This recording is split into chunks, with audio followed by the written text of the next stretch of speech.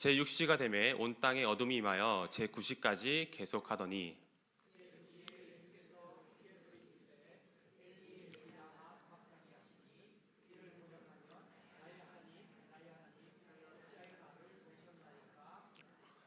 곁에 섰던 자 중 어떤 이들이 듣고 이르되 보라 엘리야를 부른다 하고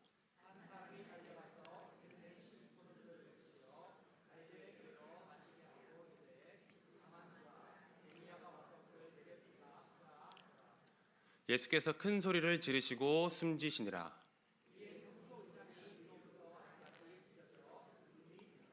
예수를 향하여 섰던 백부장이 그렇게 숨지심을 보고 이르되 이 사람은 진실로 하나님의 아들이었도다 하더라.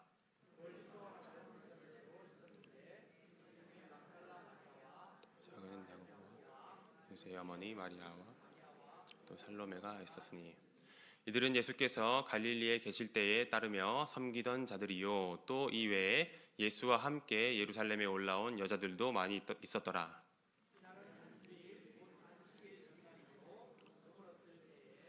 아리마대 사람 요셉이 와서 당돌이 빌라도에게 들어가 예수의 시체를 달라 하니 이 사람은 존경받는 공회원이요 하나님의 나라를 기다리는 자라. 백부장을 불러 죽은 지가 오래냐 묻고 백부장에게 알아본 후에 요셉에게 시체를 내주는지라.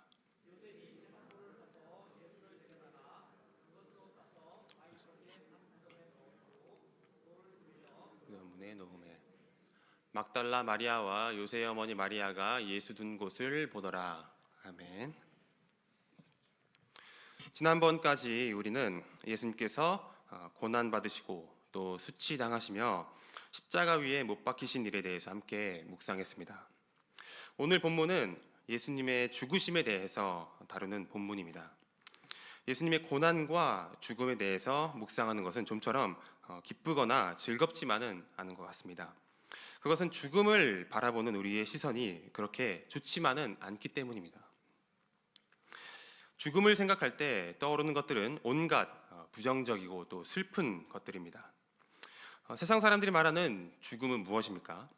생물학적 죽음이지 않습니까? 몸이 수명을 다해서 활동을 멈추면 그게 죽음입니다. 그 이후에는 인간의 몸은 사라집니다. 그러나 우리가 다 알듯이 죽음이라는 것은 하나님과의 단절됨입니다. 하나님과 함께하지 못하게 된 것 그 자체가 죽음입니다. 생명의 근원이신 하나님과 단절된 인간은 영혼과 육체가 죽습니다. 우리를 목적하신 대로 창조하신 하나님과 단절되다 보니 삶의 목적도 또 의미도 잃어버립니다. 사랑이시며 창조주시며 생명의 근원이신 하나님과 단절되다 보니 모든 것을 다 잃게 됩니다. 사랑도 또 생명도 삶의 목적도 잃습니다. 그것이 죽음이며 그것이 죽음이 초래하는 결과입니다. 죽음에 처한 인간은 모든 좋은 것들로부터 다 단절되었습니다. 그러니 인간은 이제 좋은 것들이 아닌 좋아 보이는 것들만 쫓아 살아갑니다. 돈, 명예, 인기, 쾌락같이 언젠가 사라질 것들을 삶의 목적으로 두고 삶의 의미로 삼고 살아갑니다. 그러나 이 모든 것들은 언젠가 다 잃어버릴 것들입니다. 그래서 이것들을 잃고 나면 내가 살아야 할 이유도 잃습니다. 왜 살아야 하는지, 무엇을 위해 살아야 하는지, 어떻게 살아야 하는지를 잊은 채 살아갑니다. 그렇게 허무함과 공허함, 우울함과 슬픔이 찾아옵니다. 죽음 앞에 서 있는 인간은 그야말로 절망과 우울, 슬픔과 좌절뿐입니다. 언젠가는 죽게 된다는 그 생각은 지금을 사는 사람들을 죽은 듯 살게 합니다. 구약의 전도자도 죽음 앞에서 이렇게 말합니다. 헛되고 헛되며 헛되고 헛되니 모든 것이 헛되도다. 해 아래서 수고하는 모든 수고가 사람에게 무엇이 유익한가? 이렇게 말합니다. 하나님과 단절되어 죽게 된 사람은 헛된 삶을 반복하다 죽게 됩니다. 이것이 죄의 결과입니다. 죽음은 단순한 생물학적 죽음이 아닌 우리 삶에 전반적으로 영향을 미치는 힘과도 같습니다. 누구나 이 죽음을 피하고 싶고 누구나 이 죽음을 두려워합니다. 그런데 이 오늘 본문 말씀에 예수님은 죽음의 골짜기에 직접 찾아오십니다. 이 죽음에 직접 뛰어드십니다. 모든 수치와 고난을 다 당하시고 십자가 위에서 죽음을 맞이하십니다. 모든 사람이 원하지 않는 이 죽음을 왜 예수님은 홀로 스스로 감당하셨을까요? 함께 오늘 본문 말씀을 통해서 그 이유를 함께 살펴보고 또 묵상하기 원합니다. 첫 번째로 예수님은 우리를 어둠에서 구원하시기 위해서 죽으셨습니다. 본문 33절에 제6시가 되어 온 땅이 어둠이 임해서 제9시까지 계속됐다고 합니다. 제6시는 12시 정오입니다. 그리고 3시간 뒤인 제9시는 오후 3시쯤이 됩니다. 이 시간대는 밝아야 하는 시간입니다. 그런데 어둠이 임했습니다. 이 어둠이 임한 시간에 예수님께서 죽으셨습니다. 어둠이 임했다. 이 말은 성경에서 무시할 수 없는 의미를 가집니다. 하나님께서 출애굽 백성을 위해서 애굽에 재앙을 내리실 때에 어둠이 임했습니다. 여기서 어둠은 심판과 재앙을 의미합니다. 또 아모스는 주의 심판이 임하는 그 날에 대낮에 해가 져서 어둠이 임하여 땅이 캄캄하게 된다고 했습니다. 어둠이 심판을 뜻하는 뜻입니다. 욥기서에서는 어둠과 사망이 함께 사용되어 어둠에 있는 것이 죽는 것과 같다고 표현되며 시편에는 흑암과 사망의 그늘에 앉아 탄식하며 이 어둠이 죽음과 함께 사용되는 모습을 볼 수 있습니다. 이외에 많은 구약 선지자들이 어둠이란 말을 부정적인 의미로 사용했습니다. 이 어둠은 죄를 지어 죽어 마땅한 인간이 받아야 할 심판, 저주, 재앙, 그리고 죽음을 뜻합니다. 그런데 오히려 인간은 빛보다 어둠을 더 좋아합니다. 요한복음에서는 우리를 어둠이라고 표현합니다. 1장에는 빛이 어둠에 비추었는데 어둠이 깨닫지 못했다 이렇게 말씀합니다. 우리가 어두운 곳에 있다 하는 게 아니라 우리가 어둠 그 자체다 이렇게 말씀합니다. 3장에는 그 정죄는 이것이니 곧 빛이 세상에 왔을 때 사람들이 자기 행위가 악함으로 빛보다 어둠을 더 사랑한 것이라 합니다. 죄로 죽게 된 인간이 어둠 속에서 고통받는 이유는 스스로 빛보다 어둠을 더 사랑하고 어둠에 있기를 더 원하기 때문입니다. 어둠 그 자체가 되길 원하며 어둡고 깊은 곳으로 스스로 들어갔다 말합니다. 죄로 인해 인간은 어둠 자체가 되어 어둠 깊은 곳에서 어둠을 사랑하며 죽게 되었습니다. 그런데 예수님께서 죽게 된 그 시간에 어둠이 임했습니다. 이 어둠이 임한 것은 곧 심판과 저주, 죽음이 임했음을 뜻합니다. 예수님은 죽게 된 그 순간에 아주 큰 소리로 엘리 엘리 라마 사박다니 외칩니다. 그 뜻은 나의 하나님 어찌하여 나를 버리셨나이까 라는 뜻입니다. 우리는 예수님이 고난을 받으신 모든 본문들의 지난 수요 말씀들을 통해서 묵상하며 지나왔습니다. 예수님께서는 채찍에 맞으실 때도 조롱을 당하실 때도 십자가 위에 올라서실 때도 하나님께 이렇게 부르짖지 않으셨습니다. 그러나 오직 어둠이 임해서 심판과 저주, 죽음이 찾아온 그 순간에 곧 하나님으로부터 버림받으심을 당하신 그 순간에 이렇게 외치십니다. 나의 하나님 어찌하여 나를 버리셨나이까. 비명을 지르십니다. 하나님과 함께 되시며 하나님과 하나 되시며 하나님의 아들이신 예수님이 자기 백성을 위해 하나님으로부터 버림을 받으십니다. 하나님으로부터 버림받는 고통, 예수님께 이 고통은 육체가 찢기고 조롱당하는 다른 어떤 고통보다 아픈 고통입니다. 이 고통을 당하시며 예수님은 어둠 가운데 직접 들어오십니다. 자기 백성을 위해 하나님의 저주와 심판을 모두 안고 죽음, 곧 어둠 한가운데로 찾아오십니다. 2009년에 제주도에서 한 아파트에 커다란 화재가 났습니다. 불길과 연기가 아파트 전체를 삼켜버린 가운데 일가족 4명이 그 아파트 가운데서 갇혀버리는 일이 일어났습니다. 구조대가 도착했는데 주차된 차량들 때문에 진입하지 못하고 있었고 또 연기와 또 불길은 점점 더 거세져만 갔습니다. 그러다가 계단으로 진입한 소방대원을 통해서 극적으로 일가족이 구조가 됩니다. 아버지와 어머니 그리고 한 아들까지 이렇게 3명은 보이는데 아들 한 명이 보이지가 않습니다. 아들 한 명이 미처 구출되지 못하고 불길과 연기 속에 휩싸여서 갇혀버리게 된 것입니다. 아버지는 소방대원에게 애타게 애원했으나 불길과 연기가 너무 심해서 위험한 상황이어서 진입할 수가 없는 상황이었습니다. 아들 걱정에 애타는 아버지는 결국 어떠한 장비도 착용하지 않고 직접 불길 속으로 뛰어듭니다. 소방대원 한 명의 도움을 받아서 앞도 잘 보이지 않는 어둡고 뿌연 연기와 불길 속으로 뛰어든 아버지는 마침내 극적으로 아들을 찾아 나오게 됩니다. 이 일화는 아버지의 사랑이 얼마나 큰지를 보여주는 일화입니다. 이 아들의 관점에서 보면 아들은 뿌연 연기와 불길 속에서 헤매게 된 상황에 처했습니다. 어린 나이에 곧 죽겠구나 생각했겠습니다. 절박했습니다. 공포 안에 있습니다. 그런데 그 어둡고 절박한 상황 가운데 아버지의 목소리가 들립니다. 아버지가 보입니다. 아버지의 손을 잡고 극적으로 구출되게 됩니다.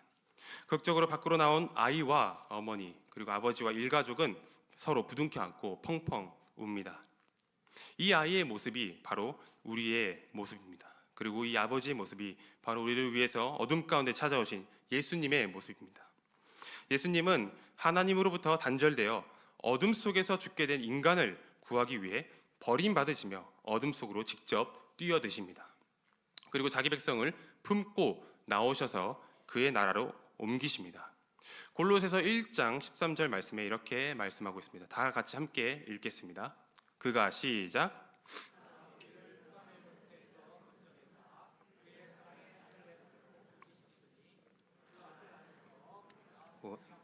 죄사함을 얻었도다. 아멘. 예수님은 자기 백성을 사랑해서 백성 가운데 찾아오셨습니다. 백성들을 찾아다니시며 또 병도 고치시고 식탁에서 교제도 하십니다. 그런데 이 예수님의 찾아오심은 여기서 멈추지 않습니다. 예수님은 죽음의 자리까지 우리를 찾아오십니다. 홀로 고통과 저주, 죽음의 공포 속에서 두리번거리는 자기 백성을 찾아 그 어둠 가운데 직접 찾아오셔서 품에 안고 당신의 나라로 옮기십니다. 사랑하는 성도 여러분, 예수님은 우리 삶에 어느 정도까지 찾아오셨다고 생각하십니까? 우리의 직장의 자리, 식탁의 자리, 또 예배의 자리, 곳곳에 찾아오셨습니다. 그렇습니다.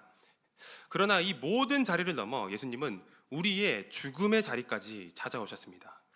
우리는 종종 하나님의 부재를 느낀다고 얘기하기도 합니다. 숨어 계시는 것 같고 또 함께 하시지 않는 것처럼 느껴지기도 합니다.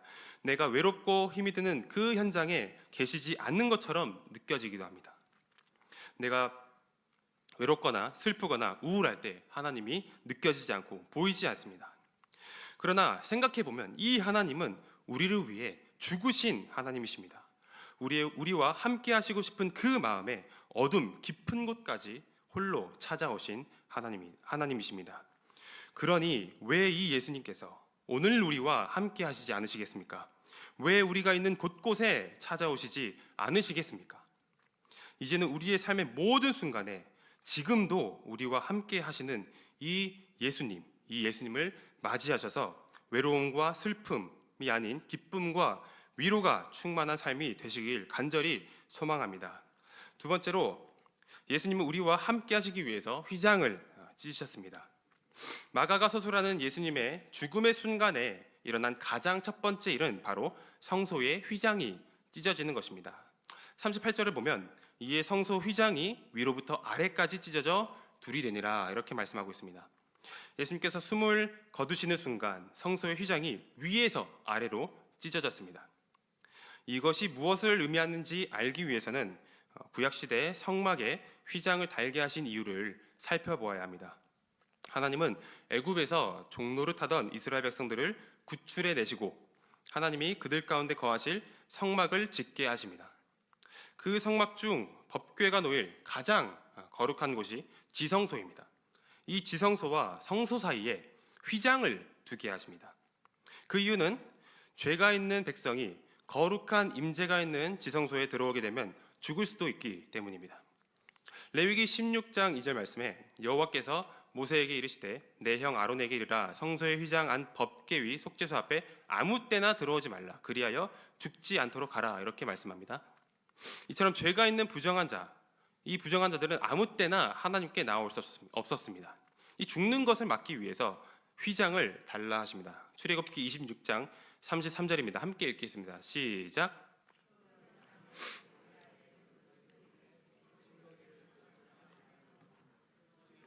너희를 위하여 성소와 지성소를 구분하리라. 하나님은 자기 백성이 죽지 않게 하기 위해서 성소와 지성소 사이를 구분하는 휘장을 달게 하십니다. 휘장을 단 이유가 하나님을 위함이 아닌 너희를 위함이라고 합니다. 이것은 죄인인 인간이 죽음을 피하게 하기 위한 것입니다. 그들을 위해서 휘장을 다셨습니다. 죄가 있는 인간은 하나님께 아무나 아무 때나 원하는 대로 갈 수 없었습니다. 인간은 죄인이며 하나님은 절대적으로 거룩하신 분이시기 때문입니다. 죄인인 인간이 하나님의 거룩하신 임재에 들어가면 그 순간 심판이 이루어지고 또 죽게 됩니다. 오직 하나님이 정하신 사람이 하나님이 정하신 때에 하나님이 정하신 방법으로만 휘장을 통과해서 지성소로 들어갈 수 있었습니다. 그런데 예수님께서 죽으시는 그 순간 휘장이 찢어졌습니다. 이 휘장이 아래에서 위가 아닌 위에서 아래로 찢어졌습니다. 휘장의 높이는 성막에서만 약 4.5m 정도였고 성전에서는 아마 더 높았을 것으로 예상이 됩니다. 사람이 위에서 아래로 찢는 것은 불가능합니다. 그러면 누가 위에서 아래로 찢으셨습니까? 바로 하나님께서 이 휘장을 찢으신 것입니다. 언제 이 휘장이 찢겼습니까? 바로 예수님께서 십자가 위에서 죽으시는 그 순간에 휘장이 찢겼습니다. 휘장이 찢기는 그 순간 지성소와 성소를 구분하는 담이 사라졌습니다. 예수님이 죽으시는 순간 위에서 아래로 찢겨진 이 휘장, 이것은 무엇을 의미할까요? 히브리서 10장 19절에서 20절 말씀입니다. 우리 본문 다 함께 읽겠습니다. 그러므로 시작. 들어갈 담력을 얻었나니 그 길은 우리를 위하여 휘장 가운데로 열어놓으신 새로운 살 길이요. 성소는 지성소를 의미합니다. 히브리서 기자는 휘장은 곧 예수님의 육체다 이렇게 말합니다.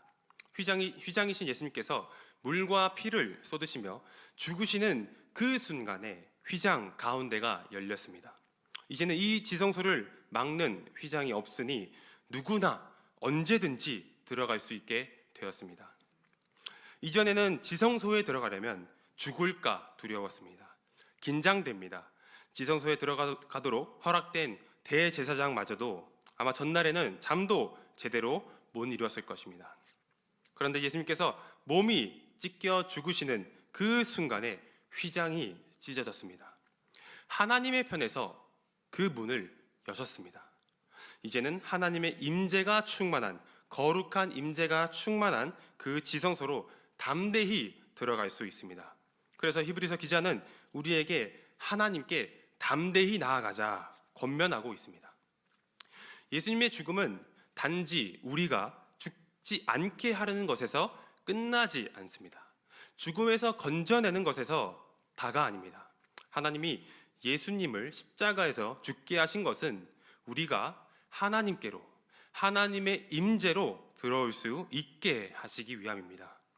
하나님께로 나아갈 때에 담대히 나아가는 담력을 얻게 하시기 위해서입니다.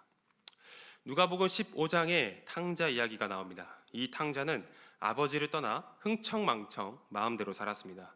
그러다 재산을 다 탕진해서 돼지를 치고 또 돼지가 먹는 쥐염 열매를 먹고 살아야 할 처지가 됩니다. 이대로 살다간 죽겠다 싶어 아버지께로 돌아가야겠다 생각합니다. 그런데 아버지를 배반하고 나왔으니 돌아가기엔 염치가 없어 품꾼으로 받아달라고 애원해야겠다 생각합니다. 이 아들이 일어나 아버지께로 갑니다. 돼지를 치다가 제대로 씻지도 못하고 먼 길을 걸어왔기 때문에 온 몸에 오물과 더러운 것들이 잔뜩 묻은 채로 갔습니다. 악취가 납니다. 아버지 집에 거의 다 와갑니다. 아들의 발걸음이 점점 무거워집니다. 쭈뼛쭈뼛 걷습니다. 한참 걸으니 멀리 아버지가 보입니다. 이 아버지가 아들을 보고 달려옵니다. 이 아버지의 발걸음은 힘찹니다. 힘차게 달려옵니다. 와서 아들을 혼내지 않습니다. 벌을 주지 않습니다. 아버지는 이 냄새나는 아들을 와락 안습니다. 그리고 입을 맞춥니다. 사랑하는 성도 여러분, 하나님은 이처럼 우리를 힘껏 안으시기 위해서 독생자 예수를 죽이셨습니다.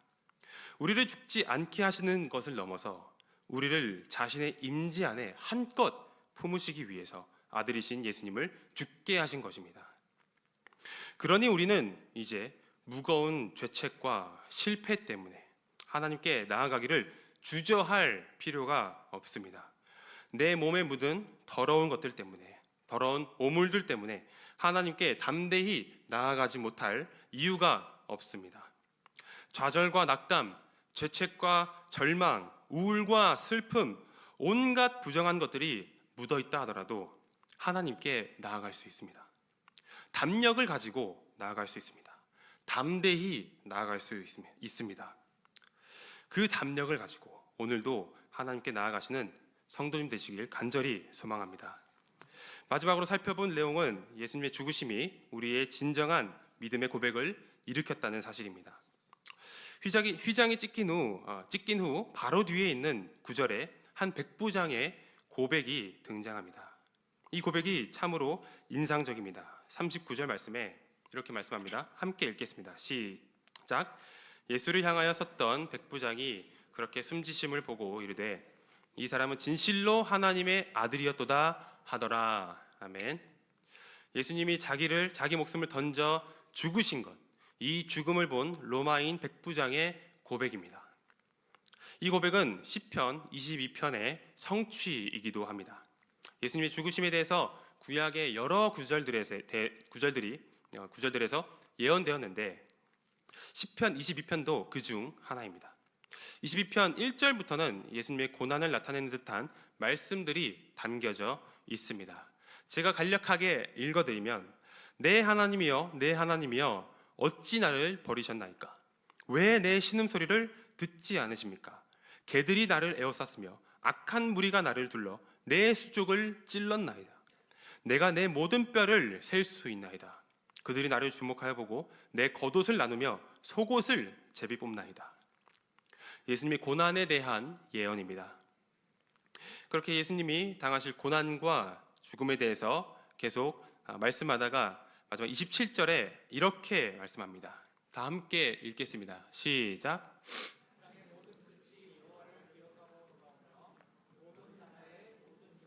주의 앞에 예배하리니 나라는 여호와의 것이요 여호와는 모든 나라의 주제심이로다. 땅의 모든 끝이 여호와를 기억하고 돌아오며 모든 나라의 모든 족속이 주의 앞에 예배하리니 이렇게 말씀합니다. 이 고난의 끝은 예수님의 고난의 끝은 절망과 슬픔이 아닌 하나님을 예배하지 못하는 자들, 하나님을 떠난 자들이 하나님 앞에 나와 하나님께 용서를 받아서 하나님을 예배하게 되는 것입니다. 이 백부장은 로마에서 파견된 처형을 담당하는 사람이었습니다. 이방인입니다. 유대 지역의 처형을 담당해서 예루살렘 지역에 거했을 것입니다. 당시 이스라엘 지역에서 예수님을 모르는 사람은 없었을 것입니다. 특히 예루살렘에서는 더욱 그랬습니다. 예수님에 대한 소문이 자자했습니다. 아마 이 백부장은 그곳에서 예수님에 대한 여러 소식을 들었겠습니다. 예수님이 기적을 행하시고 병든 자를 고치시고 안진뱅이를 일으키시고 소경이 눈을 뜨고 귀신을 쫓아내시고 바람과 파도도 예수님의 말을 듣더라. 소리의 소문을 들었을 것입니다. 그러나 이 한 이방인의 고백, 이 사람은 진실로 하나님의 아들이었도다 하는 이 고백은 다른 기적과 표적, 인간으로는 도저히 이해할 수 없는 놀라운 일들을 행한 것을 보았기 때문이 아닙니다. 베푸신 떡과 물고기를 받아 먹어서도 아닙니다. 아픈 곳이 치유됐기 때문도 아니고 맹인이어서 눈을 떴기 때문도 아닙니다. 이 백부장의 고백의 이유는 신이 자기 백성을 위해서 이 땅에 직접 내려오셔서 십자가 위에서 처참히 죽는 것을 두 눈으로 똑똑히 보았기 때문입니다. 이런 시는 본 적도 들은 적도 없습니다. 로마인이었기 때문에 아마 헬라 문화에서 전해져 내려오는 그리스 로마 신들에 대해서 익숙했을 것입니다. 그러나 그는 단 한 번도 신이 자기 백성을 사랑해서 이 땅에 내려와 자기 백성을 위해 죽는다는 것을 본 적도 들은 적도 없습니다. 그런 그가 하나님의 아들이신 예수님의 죽음을 보고 확신에 찬 고백을 합니다. 이 사람은 진실로 하나님의 아들이었도다 라고 고백합니다. 이러한 하나님의 아들 예수님에 대한 고백, 이 고백은 2000년 동안 메시아를 기다렸던 유대인들도 아닌 예수님과 3년 반 동안 함께했던 제자들이나 여인들도 아닌 한 이방인의 입술을 통해서 시작됩니다. 자신의 전통을 자랑하던 유대인들은 메시아를 간절히 기다렸습니다. 그러나 이 메시아를 죽이는 장본인이 됩니다. 예수님과 함께했던 이 제자들은 예수님의 기적과 표적, 능력들을 행하시는 것을 바로 옆에서 두 눈으로 보았습니다. 그러나 예수님께서 잡히시는 그 밤에 모두 도망갔습니다. 죽으시는 그 자리도 지키지 않았습니다.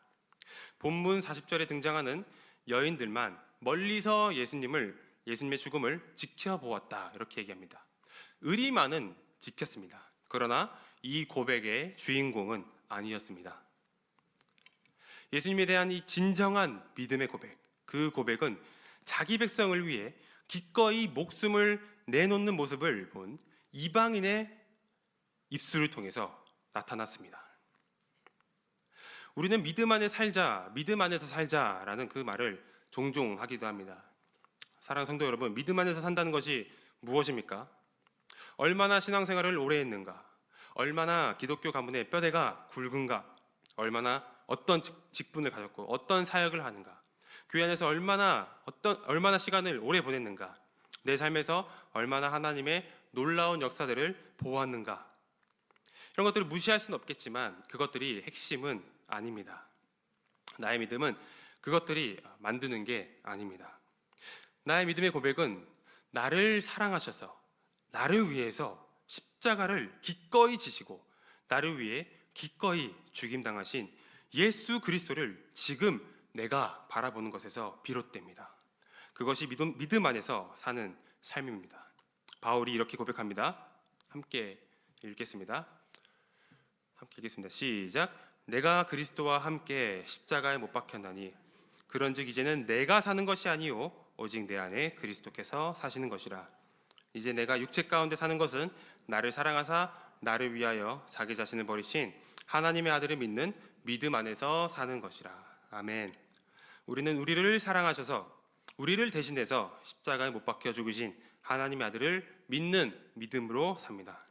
아까 읽었던 히브리서 10장 20절 뒤에 이런 내용이 있습니다. 또 하나님의 집 다스리는 큰 제사장이 계심에 우리가 마음의 뿌림을 받아 악한 양심으로부터 벗어나고 몸은 맑은 물로 씻음을 받았으니 참 마음과 온전한 믿음으로 하나님께 나아가자 이렇게 말씀합니다. 이 믿음은 무엇입니까? 내가 지금까지 내 삶을 통해서 이룬 것들에 대한 믿음이 아닙니다. 이 믿음은 예수님과 예수님께서 이루신 것에 대한 믿음입니다. 그 이루신 것으로 지금도 우리를 위해서 대제사장으로 계셔서 우리의 죄를 사하시고 우리를 위해서 중보하시며 그리하여서 하나님에 대한 믿음의 고백을 날마다 일으키기를 원하시는 우리 구주 예수 그리스도에 대한 믿음입니다. 사랑하는 성도 여러분, 예수님의 죽으심으로 우리는 죽음에서 해방되었습니다. 어둠으로부터 구출되었습니다. 그리스도의 나라로 옮겨졌습니다. 죽지 않는 것만이 아닌 하나님의 품에 들어가게 되었습니다. 하나님의 임재에 담대히 매일 나아갈 수 있게 되었습니다. 그리고 이제는 우리의 입술로 저주와 불평, 악담과 거짓말 대신 천지의 창조주 하나님을 아버지라 고백할 수 있게 되었습니다. 그를 높이고 그를 찬양하며 그 고백으로 살 수 있게 되었습니다. 우리의 인생의 삶의 이유와 목적이 생겼습니다. 이것이 예수님의 죽음의 이유입니다. 이 예수님의 죽음의 이유들, 우리의 삶의 이유가 되었습니다. 예수님께서 죽으셨기 때문에 이제는 우리의 삶에 대해서 살 수 있습니다. 이 예수님의 죽음을 기억하며 날 대신해서 죽으신 예수님의 사랑이 얼마나 크신지를 기억하고 그 사랑에 힘입어 사시는 모든 성도님 되시길 간절히 소망합니다.